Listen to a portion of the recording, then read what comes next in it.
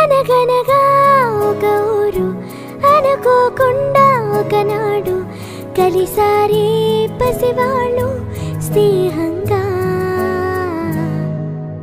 సంతోషమంతా రెక్కలుగా రివంటు ఎగిరే పక్షులుగా ఆకాశమంతా ఆటాడుకుంటూ ఉన్నారు సరదాగా.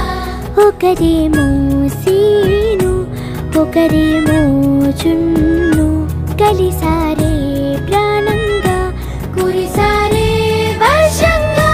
పాటేమో సీను ఆటేమో చున్ను ఒకటై ఎదిగారే మధుర